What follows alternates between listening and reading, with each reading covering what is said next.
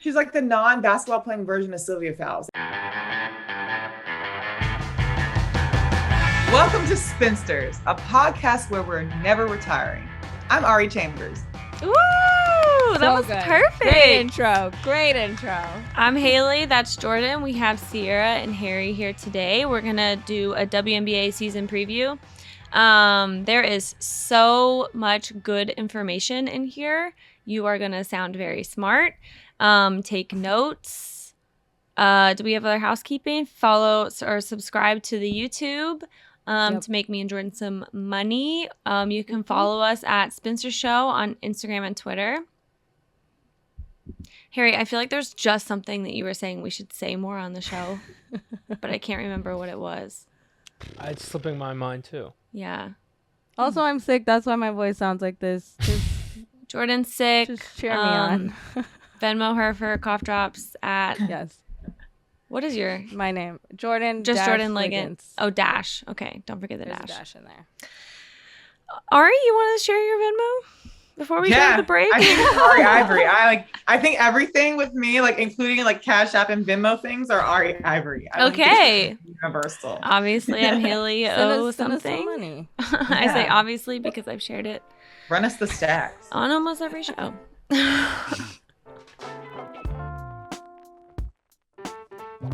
Do you guys want to start with this like very exciting message I got yesterday? Yes. Okay. I got a message last night from one of the odds makers at WinBet. I don't know if we're allowed to say his name, but I think you can put two and two together if you listen to our Vegas episode. But he said, let the world know Ryan Howard is 50-1 to win MVP at WinBet. So he wanted the world to know that. Can you give me some context on why he wanted me to broadcast this to the Spinsters world? MVP. 50-1 is a very far away stretch. Like 50-1 is like Jeff Bezos gets taken out in the next 10 years. Okay, I think that's also, I don't know betting. So that's not good. No, That's 50. Okay, so you know how the everyone was talking about how the Derby horse was the biggest long shot in history? Yes. Can't remember exactly what the odds were, but the horse's odds were better than this. This is like the longer than a historic long shot.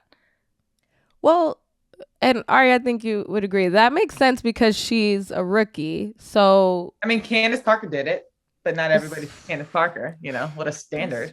That's true. Is That's Candace true. the only Underrated. one to have won MVP and Rookie of the Year in the same year? I believe so. And so, but Ryan has gotten to the league and she's been that girl though.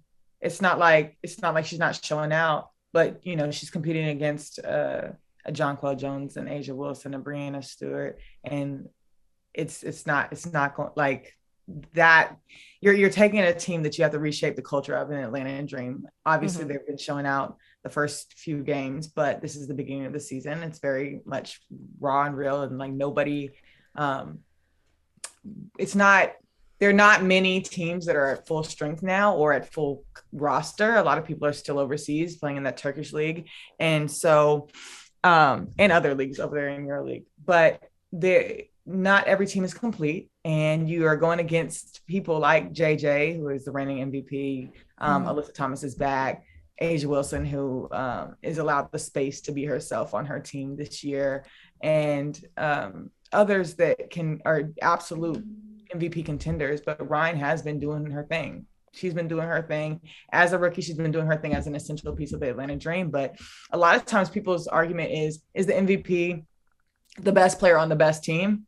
And Atlanta, as of now, I mean, they're looking way better, but I don't think they're going to be the best team when things just boil down to it. And so that's another hurdle, but she's been showing out, period.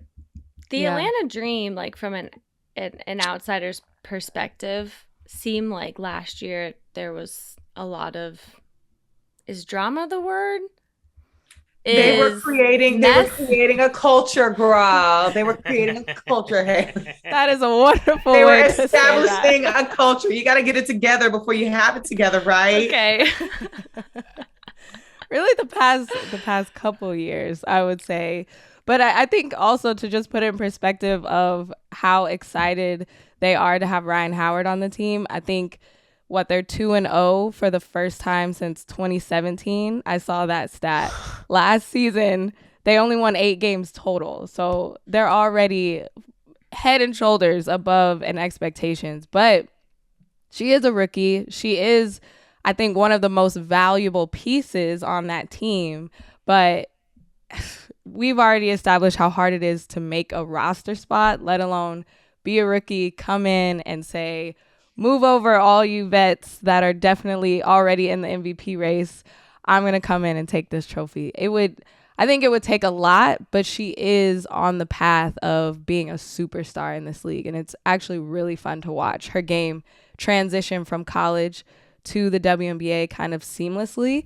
It doesn't happen for a lot of people. So that's what I'm excited about. But it would be a dream if she won the I MVP. love a good play on words, Jordan. Touche.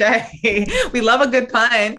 I love how you're double gunning me. But no, but that's what we knew going in. Atlanta traded up and to get the number 1 draft pick, and they picked Ryan Howard, and the Mystics ended up getting exactly who they wanted in Shakira Austin. But we knew her body, her athleticism, her style of play was already league ready, and just knowing that she's under the direction of a former player in Tanisha Wright, and they're really trying to establish a better culture for them. Like, last year was rough when Coach Nikki Collin made the decision to go to Baylor. They had interim coaches, right? So they had coaches that didn't expect to be head coaches. And then you have a very big influx of personalities. You have a range of personalities, plus no permanent head coach, plus all these transitional things happening. It's just, you're not going to see eye to eye. But this year they have the opportunity to be led under Tanisha Wright, who's put in the years and knows what it takes to win. And now they have an established core group. They're still missing some pieces because of overseas play, but Ryan stepped up as she should, as we knew, and balled it out. Mm-hmm. Harry sent the MVP odds that are on Action Network, which I don't really know if they pull from somewhere or in a book or whatever, but Ryan is nowhere to be found. So that must be why Matoy wanted us to share this with the world, because it's unique. Who do they have as the front runner? I'm curious.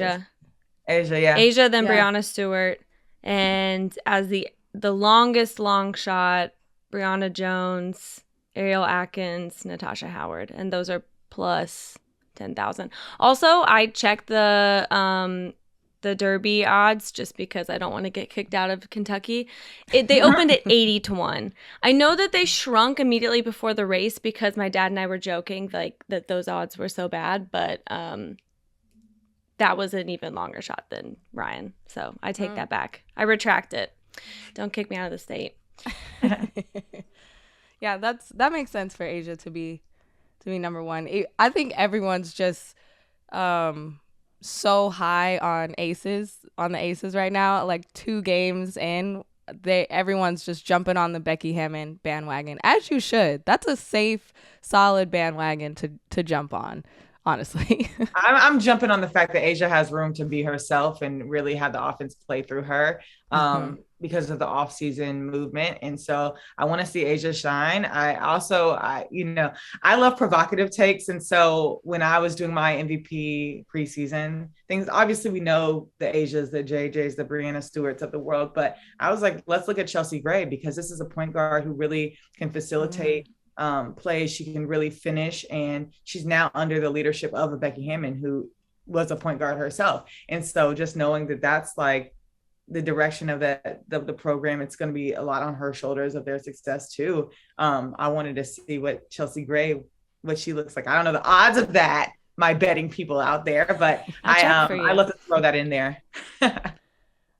I love that. And for WNBA fans, new WNBA fans, if you aren't familiar, the Aces coach before was Bill Lambier. So different speed and tone that the Aces are going to have this year that I think definitely fits Chelsea Gray. But still, I saw a stat that the Aces were the fastest team in the league last year in pace. But I think it's there's still a level to jump up, and that's what I'm excited to see. Chelsea's a good pick for MVP. Chelsea's a good pick. And then what I really love, another thing about the Aces, not that y'all asked me at all, but Kelsey Plum her confidence is a different level this year, and you saw glimpses of it last year. But just knowing that she just looks refreshed, feels refreshed, and just coming off that 6th Woman of the Year, she's the sharpshooter. We know this from her college days. This is exactly the Kelsey that we expected to come to the league, and now she's coming to her own, super confident this year, and I'm excited to see like what this year brings for her.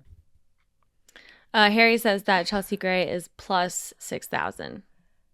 All right, you should put kind of in the middle. I don't know anything about. Don't give me betting advice, because if I lose money, it's on you, Jordan. I was about to say, put some money down, and then when she wins, you'll be rich. I don't know how this works. Don't listen to me. I can't bet. I'm just like, oof, child. Leave the losing money to me. I have some questions that, because the 3 of you, I'm looping in Ciara, and I want you to weigh in on this, keep up so closely. I think we have a lot of NBA listeners, but if you are interested in getting in, I would just like to ask you guys a couple questions. Like, if you like this, who might you want to latch on to? Can be rapid fire, or you can have explanations. That's up to you. But if you're into a team with a very satisfying coach to watch, like, you can rely on them and you take pride in it, like very Brad Stevens-y, formerly very Brad Stevens-y, like Spo, like some Steve Kerr heads in the house, but he doesn't really let you down. Talking NBA, he or she in the WNBA, thank God. Who would you pick? Historically, I would say Cheryl Reeve. Yeah. I am very confused about this year. Yes. I'm not going to doubt Cheryl Reeve, because historically she has been great. Just very, very confused about Minnesota right now, so I can't say that. I would say Coach T, because Coach Tebow at the Washington Mystics, he has historically done his work to find out those diamond in the rough. He always does it. It never fails. This year is Katie Benzan. Like, it never fails. Coach T will always have a diamond in the rough, and it will always be to the Mystics' favor. And he coaches and develops his athletes up. So no matter where they land on, if they won a championship or whatever rankings, he always makes me happy with how he, you visibly see the players grow each year. And the Mystics they were one of my contenders for a championship this year. They still are, if they can stay healthy, but you see how they're not at full health right now, and they have been showing out. And apparently Tasha's a shooter, so like that's kind of like yay. But Coach T, and then if Coach Kurt Miller can finish and like get a championship, he would be mine, because regular season Connecticut has that thing on lock. Okay, and I love watching him on the sideline, like him, like he's very fun shirts. He does, and then like his socks. I love watching his sock game. It's like a thing for me. So Coach T right now, and then honorable mention of Coach Kurt Miller. That's a great explanation. This is why she's the pro. Oh. I was also going to say Cheryl Reeve. She has won multiple championships, multiple Coach of the Year. This is the only season. I don't want to say the only season, but right now we are like, what you doing, Cheryl? We don't know the plan. We are not privy to the game plan. Wait, why though? Because you both said that. Yeah. I'll give you backstory. So right before the season started, she waived top players that we were all kind of expecting to be a part of this Laser Clarendon, Renaya Davis, but Renaya's back on hardship, and Crystal Dangerfield, who just got released from Indiana after having a great game against the Lynx, which is disappointing, but you have to make space. So yes. And Crystal Dangerfield won the Rookie of the Year 2 years ago. So like she's really good. And the other thing too, I don't know if you saw this, Ari, but she kind of said this statement one of the last days of training camp. She was like, people are playing selfish, and that is not going to be tolerated on my team. We say 600 looked gone. I was like, oh, Jesus Christ. Must have The really next day, I was like, oh. So I kind of like this, though, because she's kind of like, she's putting her foot down. She's like, this is, Sylvia Fowles last season. I feel like she wanted to have a really good team. She brought back Odyssey Sims, but it's a lot of question marks so far because we like the team, the players that you waived could have been helping you right now, and you guys are losing. So we're like not, a point guard somewhere, anywhere. A point guard would be nice. Just saying. And the whole explanation is they were not team players. They were playing selfish. Yeah. That was the blanket statement, and then just everyone got cut. So I don't even know if she's come out and said why specifically Crystal Dangerfield or why specifically Layja Clarendon, but it was just kind of my timeline was shook of WNBA Twitter when that happened. So, but that was one I think. Trying to think of some. I think Cheryl Reeve would have been my choice. If you like a Brad Stevens, if you want someone that's kind of just going to be solid, pretty much that would be Minnesota Lynx.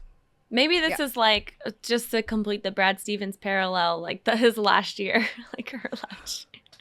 Not his literal, like not her literal last year, but how he performed in his final year, which was regrettable.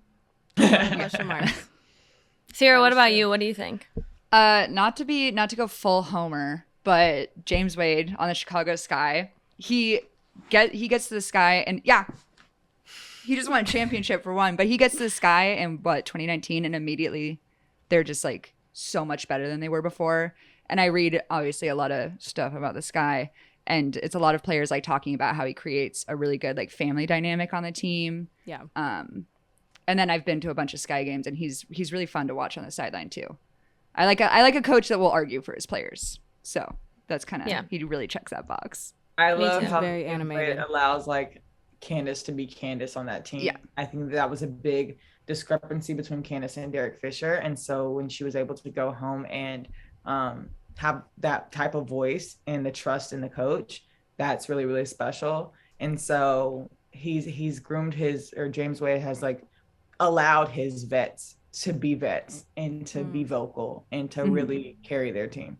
Is that how Derek Fisher was limiting her, or was it in another way? He just wasn't letting I don't her know how lead? to mess, girl. I don't know how to mess. I just know it didn't work, and there were a lot of movements happening. I love Fisher. There was a reason we did not mention Derek Fisher on I know how you I'm feel not gonna about get me him. caught up. You know like how I Derek feel. Fisher. Don't even let me get on my soapbox. Jordan talking. Yeah. Also, I think you look at the way that like Kalia Copper has come into her own as like a new star in the league, and then how Dana Evans is performing just this season. I'm like, I'm into this player development that's going on. Is it player development, or is they just have the okay? So for Ka, it was only a matter of time, right? You have the platform to do it. I mean, we didn't see much from her from the Mystics, and she got to Chicago, and then it was just all about finding the pieces. So I guess it is like having them gel together. But she had the chance. I'm always about like the fit in the space to do what you need to do. So and then Dana now, because Ka's not in town, like Dana's able to just ball out, and she had the offseason to really sharpen up her game, and it's not her first year anymore, it's her second, and so she knows what it is to be a champion and like wants to get it again. So This is music to Haley's. Music to Haley's ears. I was like, that's enough Ryan Howard talk. Let's get on to Louisville first. Let's get on to all things Sky. Okay, if you are like me and you love teams like the Charlotte Hornets and you don't want to be on the bandwagon, you want to be driving or at least go running alongside the bandwagon, teams that can surprise you that you would bet on, high risk, high reward. Who's your team? To me, that's the Fever. That's the Indiana Fever that are like so young, but I've said this before of like they have 90% rookies on their roster. So they have really nothing to lose. And I think about that for the Charlotte Hornets team. Like there were no expectations on that team to do anything. It was just like, how are we figuring it out? Let's just throw alley-oops to each other. Let's have fun because no one's expecting us to do anything. And that's what this Indiana Fever to me team could do, because they are super young. They're trying to figure out, they're trying to get their chance. They have a chance in this league. They're trying to show out that they belong. And it could be like, let's just have fun. Let's throw alley-oops to each other because everyone has us at the bottom of the preseason rankings of every ranking. So let's just go for it. That's my thoughts. Ari is looking at me like Indiana, I have PTSD from like emotional investment in because just from 2012 to now, it's been rough for me. But I agree with you. They don't have anything to lose. They have great rookies. Rookies who are prepared to play in the league. You see that with Destiny Henderson. You see that with Emily Engstler. You see that with Alyssa Smith, and Queenie's even holding it down. So it's yes, sure.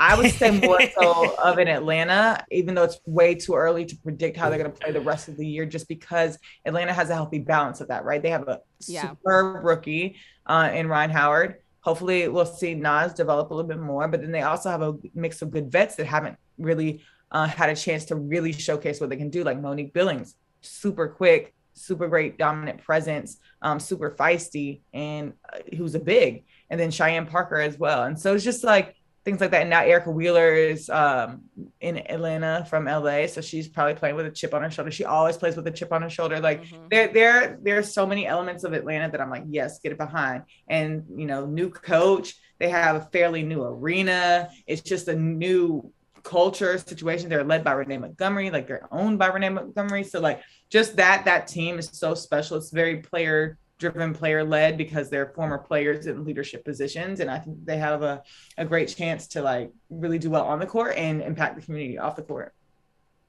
Yeah. I have a slightly different take. I think the Liberty are kind of a fun team to like casually root for, because it feels like for the last 3 years, it's always been like, yeah, like the Liberty are going to be good this year. Like Liberty has like Sabrina now, this is going to be their year. And then they'll give us a couple games where it's like, okay, maybe the Liberty are real. And then at the end of every season, it's like, they're not. But they have really fun branding and they can pull out some really fun games. And yeah.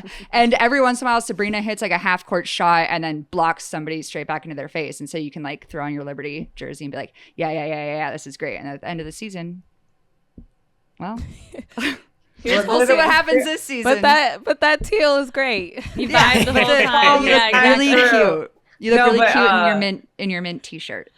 The Liberty does, like, there's somebody to root for everybody on the Liberty. Like, last year Betnaja was really like, yes, girl, go off. And this year she's coming off the injury, so it's gonna be interesting to see her.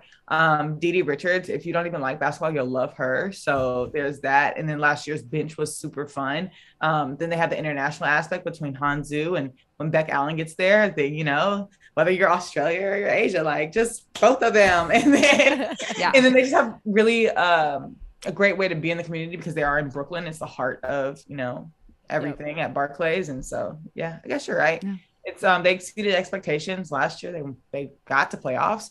Yeah. Like that last minute 8 spot because the Mystics just lost 3 games in a row. And we're like, all you had to do was win one.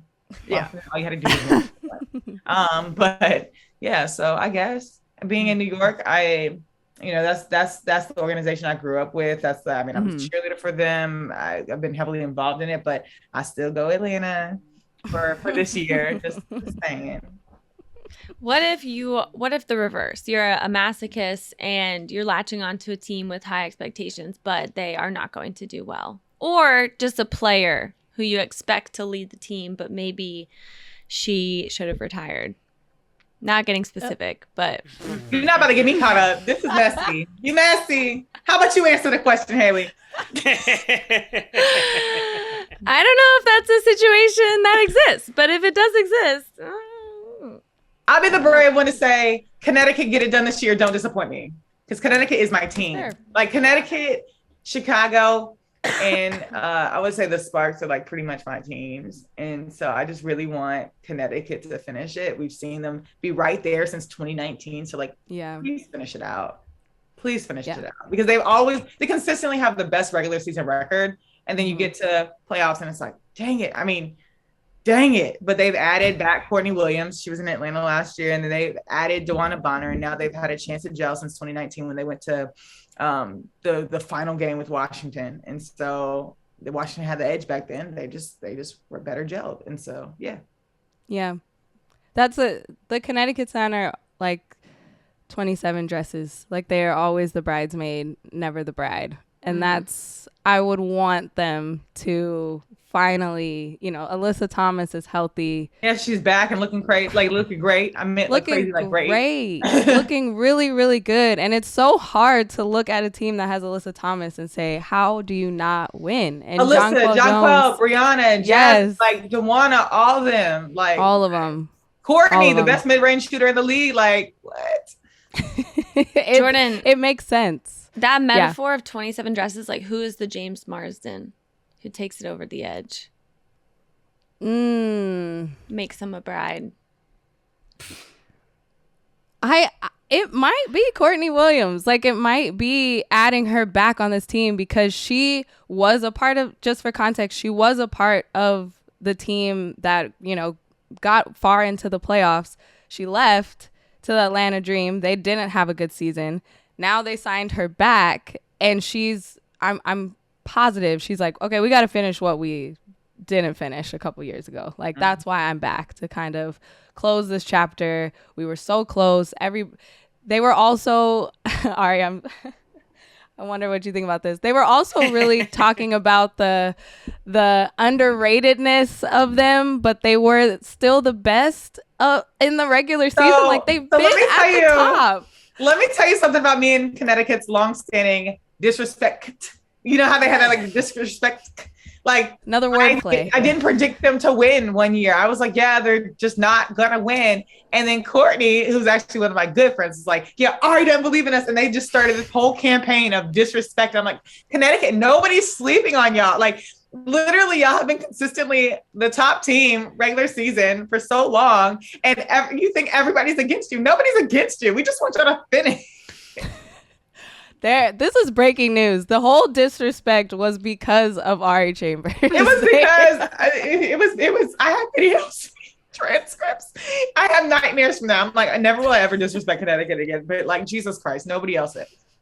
Nobody else said that. Oh, but yeah, that might be the person that finally gets them the ring. See what I did there? I'm on a roll. Ciara, do you have one? A team that will fail you? That yeah. Boy. No, I don't think so. I don't think the thing about the WNBA is because there's only like, 12 roster spots, 4 teams. Less than that this year. Yeah. Mm-hmm. Yeah. What is it this year? Now instead of 144 players, it's probably gonna be 132. So it's 10 why the difference? It's the CBA salary cap. Long story for probably not this short podcast, but yeah, it's like hours and hours to talk about how there should be a soft cap instead of a hard cap because caters whatever. Anyway, yes, salary cap. Is it basically that the players got an agreement to make more, and so to get the same amount of money across the league, they cut spots? Nailed it. Yep. That is fucking stupid. Yeah. Yeah. So it's like, okay, if we're gonna actually pay you, then that takes away whole salaries away from players, and it's not what they asked for. That's not what we're asking for. You know what I mean? That has to be so frustrating. Yeah, it is, and that's the main argument, is that it should be a softer cap, but because it's such a hard cap that teams can't go over, then it's like, okay, we just get ready to play more because we don't have any extra backup. Is it at all similar to how the NBA is structured, where there is the hard cap and then there is over the hard cap there's the blanket, or is there? No. There's no. Okay. Okay. It's an actual hard cap. Like for context, Sue Bird is getting $70,000. She's agreed to the vet minimum so that they can have space to have a full Seattle roster.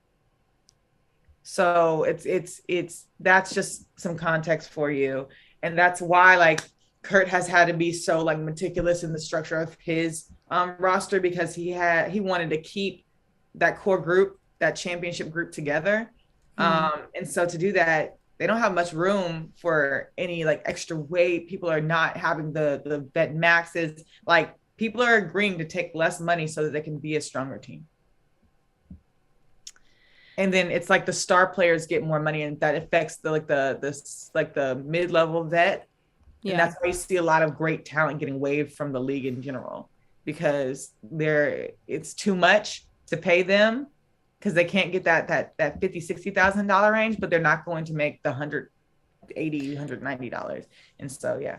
Right. And I'm sure for some of them, they think, okay, or I could just go make more money. Right. Yeah. And then now they're signing these hardship contracts, which allow you to pay players less. That's why you see so much movement. It's like, oh no, waive them before the roster, pick them up on hardship, or pick them up on a 10-day, and it's cheaper. That's why you see people constantly signing 10-day contracts, because it's cheaper. It's like a cheap way to get the player you want. You saw that kind of like with Shatori Walker-Kimbrough last year. Yeah. Wow. Sucks.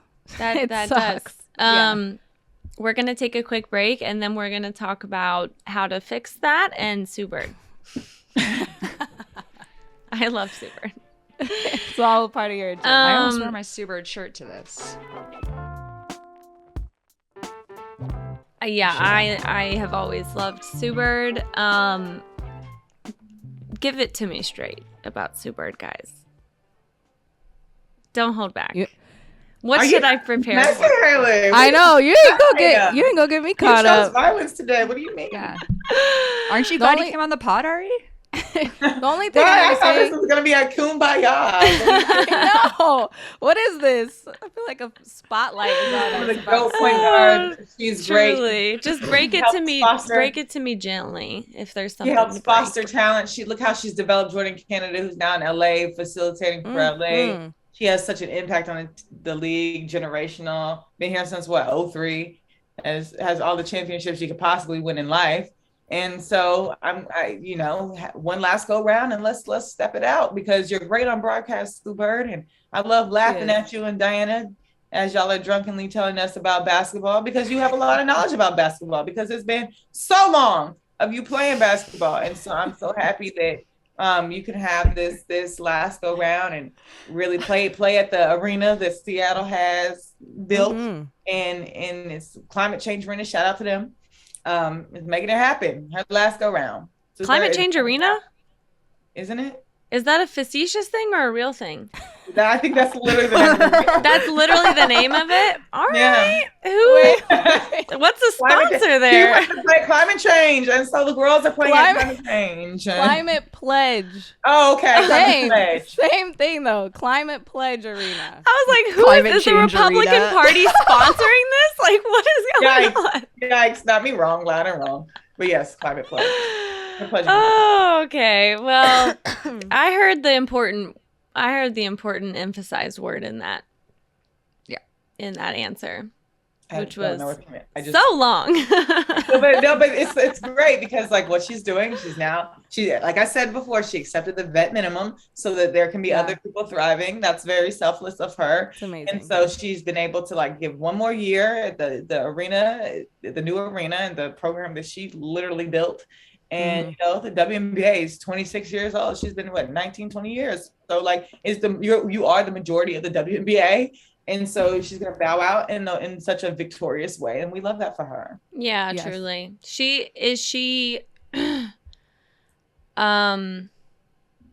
No, I'm not going to ask that, because that's just going to be received with more criticism from you guys. So I'll ask that offline. My favorite thing, though, was when Sue Bird and Diana Taurasi were doing their own broadcast of March Madness, and Bill Walton came on and was like, I just can't believe you guys are not in the Hall of Fame yet. And they're like, we're still playing, Bill. We're still currently active WNBA players. Oh, Bill Walton was probably high as fuck, as normal. Probably. Hilarious. Hilarious. That was my favorite. That just goes to show that they've been in the league while Diana Taurasi is not confirmed. She said, "Bro, I'm not going anywhere." She said, "I'm not going. Thank 5 more years. Count it." The original Tom Brady move. Exactly. She's like, "Don't assume." Never. I am still here. Assume. Yeah. Oh my God. Can we rewind to when I couldn't think of the word for when you go past the hard cap in the NBA, and I called it the blanket, and it's really called the tax apron. I like Blanket, better. apron, same God, thing. it's so Blanket's it shows cozy. how long it's been since I've had to write a stupid fucking piece about the NBA hard cap, or like the hard cap of the fucking LA Where? Lakers or something. Thank God. LA I'm a better Lakers. person now. You are. I'm Love that happy for you you. forgot that word. I'm That more means- at That peace. shows growth. Okay, what's another good category for if you're trying to change teams, if this is your real year of getting league pass for the W and diving in, buying tickets. I know I'm Touchy definitely going to be subject. going to some Fever games because they're close to where I'm at right now, but also Emily. I can't wait to watch her at the next level. I feel like she's going to be a big surprise to everybody. Yeah, Right, she's yeah. good. She had She's a really great good. showing in the tournament, but I still don't think that captured everything that she could do. She did so much for that Louisville team, Mhm. but I think that if she's allowed to specialize, it'll be even better. So we'll see. But Fun fact, she was sick in the tournament, and so for her to make that much noise, not COVID, but she Yeah. was sick in the tournament, so for her to make that much noise was really, really dope. and cover that much Um, ground, just like mhm. physically, she was everywhere on defense, and she helped out so much on offense too, which I think surprised a lot of people. She's going to develop really well. And Yeah. I was really rooting for Kiana Smith to make a team, but obviously limited spots, but Kiana really impressed me. on Louisville. Yeah, totally. Do you guys, Yeah. what is we talk about in the NBA a lot, the fact that some young players are just discarded without much second thought, but what they have is an infrastructure where they can go to the G League or they can go play overseas for a while and then come back. What happens to the college player or the former WNBA player who is waived? Like what is your second option? What do you do? And do we often see them back ever? Like, do you see somebody make waves again in the W, or is it like you have to stay to get that kind of attention and looks from GMs? I think we have a really unique turning point now where, overseas is still super elite. And then we have Athletes Unlimited that just started last year. So it gives people a better look at it. You saw that with Taj Cole getting her training camp contract, Lauren Manis, and players like that. Shea Petty is a good testament of keep coming back. She made training camp, I think 7 times before she made the full roster, and she's a champion. So like, it's just it and you see her being clutch in big moments. Then Sydney Colson, who didn't play last year, who's back under the direction of Becky Hammond this year. You see Rebecca Gardner, who just came and balled out for Chicago, and she was a UCLA legend and really, really showed up, but hadn't had that chance to show up, but had been playing overseas. I mean, she's 31, so she's in my class. So, well, how long have we been out of school? 9 years. So like it took her 9 years to get there, but there are ways, but it's not that likely, but it's possible. It's possible to be on a training camp roster for almost a decade and make a team and be a set piece on a team after that. It's possible to play your first 8 or 9 years and then get waived and not play a year and then come back. It's possible to never be on a team and then just get picked up and make a splash. It's not likely. Statistically, if you're betting on it, since we talked numbers at the beginning, it's not likely, but it's possible. Yeah, I think the WNBA is still regarded as the top league in the world. So everyone is trying to come back, trying to be a part of, I used to say 144, but it's like 133. So I think that already shows just how this is an elite club. Once you get in it, even if you're just there for a year or a couple games, like you are trying to show your resume. This is a tryout. Like, I just belong to be here. I can play at this level. And if you get waived or if you don't get picked up, you're going overseas to say that. Like, you're trying to make a splash to say, I belong in the W.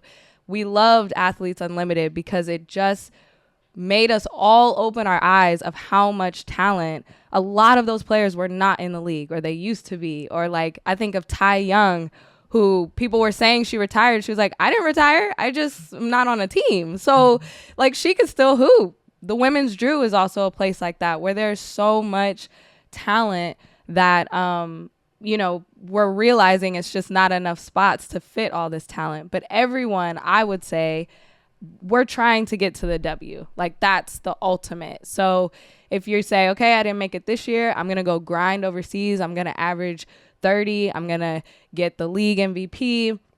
I'm going to get defensive player of the year. I'm going to get all of that just to show that I belong in the W. And that's what a lot of players are happening. You said, Mike, Coach T at the Washington Mystics got Rui Machida, who is a point guard from Japan and was doing amazing on the Olympic stage and dishing out, like, I think she averaged almost 13 assists a game during the Olympics. And he got hurt. And like, that was the biggest stage that she shined on. And that was something that said, okay, you belong in the W. So everything is kind of like this big tryout to make sure that you get on or get picked up or get a chance to make a training camp roster. It doesn't guarantee you make a spot, but everyone just wants to get that chance to make it into the league. Yeah. Well said. Well said. Yeah, it's like such fierce competition. Some of the best players aren't even getting, best young players don't even get that opportunity to develop in the W. Yeah.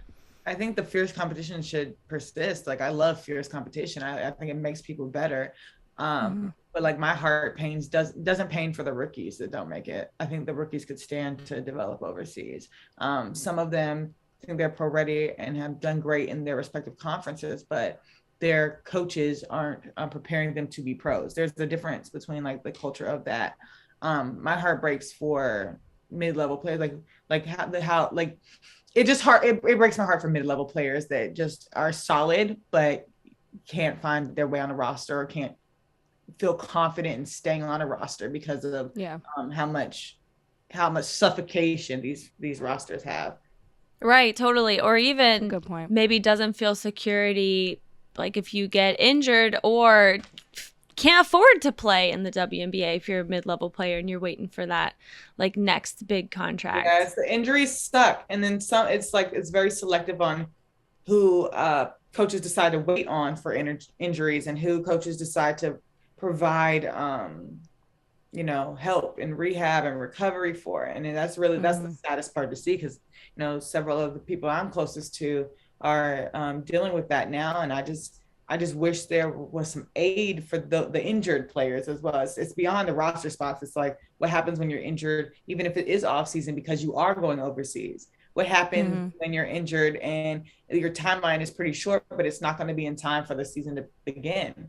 And then next year, it's going to be the players are going to have to choose between EuroLeague and here because of reporting to camp. You'll get fined or completely penalized and won't make roster. So there's just so much that I'm like, I wish there was some consideration with the players' circumstances a little bit more. Do you all have a what could have been player who kind of fits into that category of what you're talking about, slipped through the enormous crack that has been created through rules like what you were just talking about, which is new, the fine, right? It's new that they could get fined coming back late from Europe. Yeah, that'll be initiated next year. Okay, so I guess just in general, like slip through the crack of injury or wrong place, wrong time, like the team didn't have room for them, but could have been a star. Maggie Lucas comes to mind for me, super hard worker, played at Penn State, I believe. But let me keep thinking about that because I know there are a lot in EuroLeague that are just balling out. Yeah, that's the thing. It's so hard to say one player because it takes, watching a EuroLeague women's season for you to say like, oh, I remember her. Like, this is where she is. Like, right. I watched pretty much all of the season, last season, and I had that over and over of like, wait, she was a hooper in college. Like, this, and now she's the star of this team overseas. But if you just watch the W each summer, you don't watch EuroLeague, you didn't watch Athletes Unlimited, you forget of all of these players that didn't either something didn't work out, or it's all about, I think in the W, every team is a super team.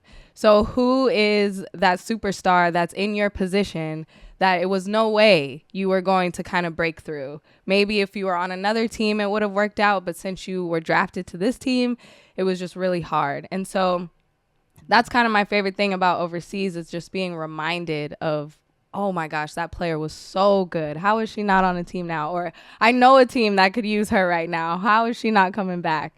But it's hard to say one player because it happens every single season. You're right. Yeah, Jordan, you should scout. You should get paid to scout. Ooh. Period. I would be so bad. Oh, you're so nice. Come over here. Let's give you some money. You have good energy. Call my team. Yeah, great Good vibes. I like your vibes. vibe. I love your outfit. You want to come to Minnesota? I'd be the worst. Harry, did you give another sign for another ad read? Or for another ad break? I did. If there's Wow, look at us. the people. Hello, advertisers. Double ad. Okay, I guess we're taking a break. And then we're going to talk about what's something juicy. Ooh. Favorite players to watch, like must watch, can't miss a game player. So think about that. We're going to talk about that when we get back.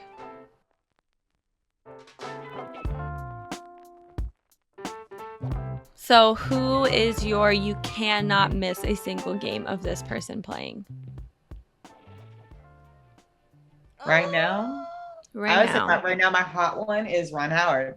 I'm very, very big on the rookie right now. Ron Howard or Destiny Henderson. I'm looking out for the rookie. Yeah. I pretty much am familiar with all of our faves in the vet category or even the second year category. But Ron and Destiny really been giving me exciting minutes. So Okay, those are great answers. That's a I'm good into one. that. Ciara, you go. We already talked about her this pod, but it's going to be Dana Evans. If she keeps playing like this for this guy, I know things are going to change because we're going to get Kalia back and Allie Quigley back, so her minutes might drop a little bit, but not if she keeps playing well. Eventually they'll have to play her. So she's been a friggin' blast and a half. Haley is definitely paying you to give. I all know. of this love. Like, wait. Yeah. So is that extra? Haley, I'll She's text gonna you my invoice Venmo. you. Yeah. For me, it's Arike Gumbawale, one of my favorite players.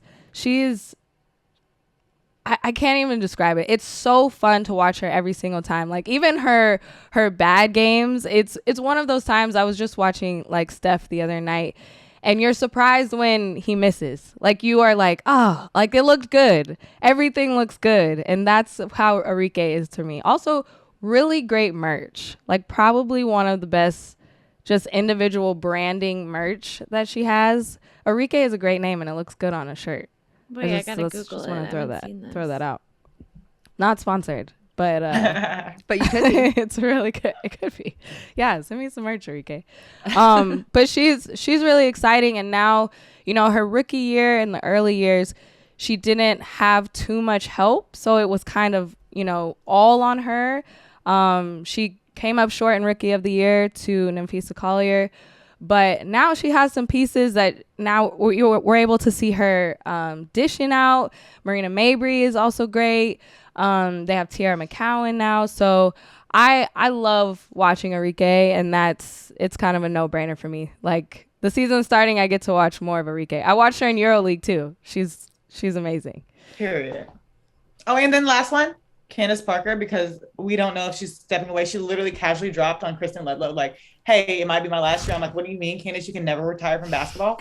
So I'm going to be watching all of her moves, like every single second of it, because we don't know when the end of Candace Parker era is going to be. Yeah. Very I soon.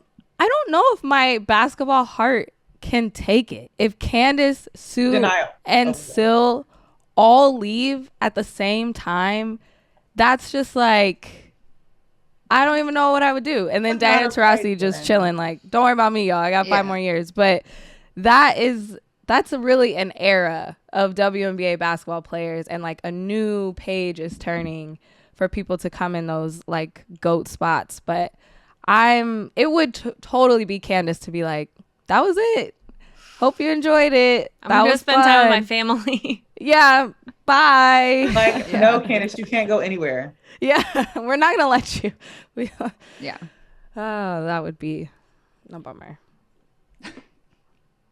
Closing my mind to that reality. Yes, I know. I'm like, don't we listen, can't end Ciara. on that. Give We can't another, end on another that. opinion Not about bringing something. darkness to this pod. My bad, y'all. We can't end on that. I'll piggyback on Destiny Henderson. Anything is possible. One of the best nicknames in the W, just going by Henny. I'm so excited. She, dropped pretty far in the draft. She went in the second round. That made me so nervous that she might not make a team because there were first rounders that didn't make a team. But again, with this Indiana Fever team, rookies are getting an opportunity, and that's my favorite part. She's able to show that she belongs here, and every single game so far this season, everyone's like, oh yeah, she really belongs here. She's really, really fun to watch. And also they're marketing the hell out of her. Indiana Fever really loves marketing her. She's on the posters, she's on everything on the Twitter. So she's a superstar, and that's why I was like, oh, she ain't getting cut. They're getting too many likes based off of her picture. So that has definitely helped her. And she's performing, so we love that for her. We love a marketable athlete that just performs on the court too. Period. Yes. So that's a much better note. So, That's a much better note. We can't end there, I think. It's still looming for me, but it's fine. Yeah, don't think about it. Well, that's our show. We're not going to think about that anymore. But thank you, Ari. This was amazing. WNBA talk is just good for the soul. If you have any other W questions or just want to shout out your favorite W players, call us on our voicemail at 502-874-4453 or send us an email. I'm out of breath, sorry. At spinsters@bluewirepods.com to be featured on the show. And shout out to our amazing producer, Harry Kinsky.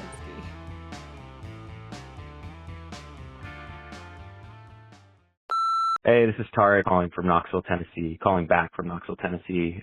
Since Jordan spoke WNBA expansion into existence, I've been thinking about who should get the teams. Give one of them to Detroit or Houston, historically dominant, probably never should have lost their teams, et cetera, et cetera. But for the second team, we got to bring that shit to Knoxville, Tennessee.